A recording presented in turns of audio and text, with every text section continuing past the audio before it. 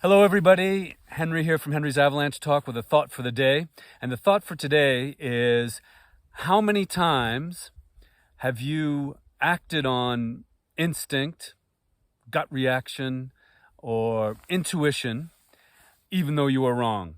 And I bring that up in the specific context of risk management in this time of early season snowpack when there hasn't been much skier compaction on the weak layer like we have again right now with new snow coming. You can see there's a bit of snow here in the Northern French Alps. And also within the context of this very special situation, very complicated situation where the lifts aren't going to be working or running in France at the moment, which means that we're going to get out into these familiar areas and where we tend to act on our intuition, act on our gut instincts because we know them so well, but the hazard is going to be different. It's going to be a lot more unstable.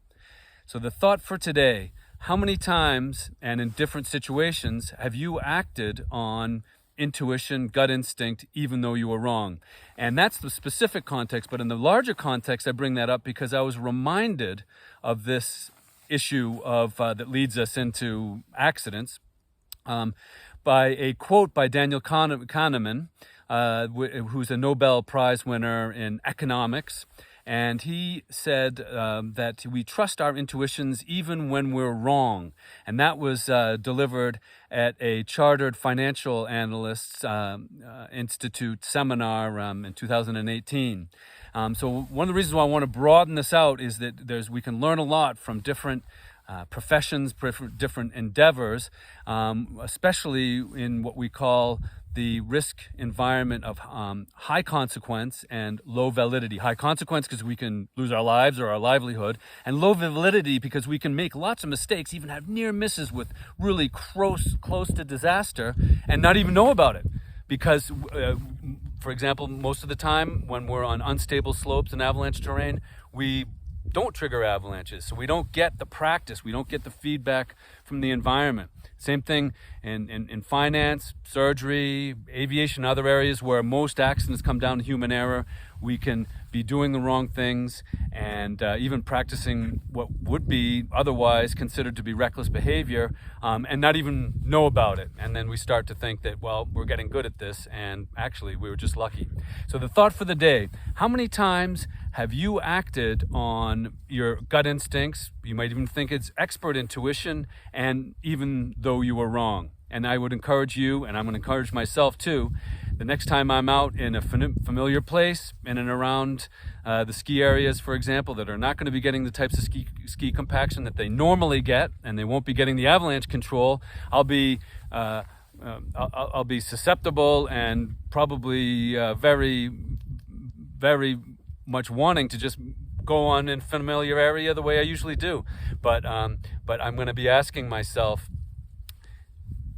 am I doing something just out of instinct, and it's a steep slope above a terrain trap that never avalanches, for example, and I need to ask myself not only where I'm going to go, but why.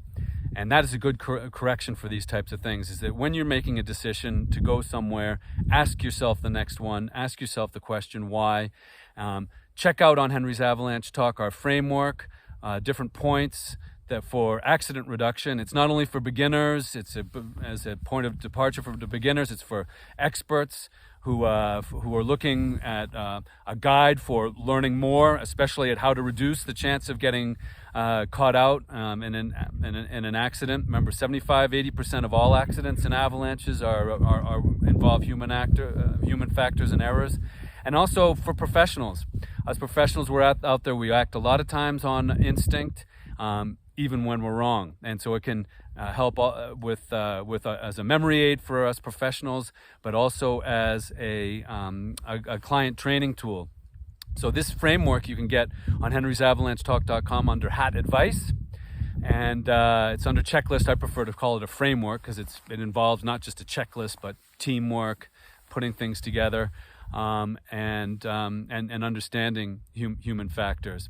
Also, I'll be addressing these issues on our next Essentials Talk, the Ortovox off-piste and Avalanche awareness tour. This year it's virtual. This is on Saturday. You can sign up for that now. It's going to it's going to be on Sunday, this coming Sunday, and in the early evening as for part one, and then the next one is going to be the following Sunday. So I hope to see you all here soon again on Henry's Avalanche Talk, where safety is freedom and intuition isn't always right, but we can correct that by asking the question why and sorting it out through checklists. Have fun, be safe out there no matter where you are, and see you again here on Henry's Avalanche Talk. Take care.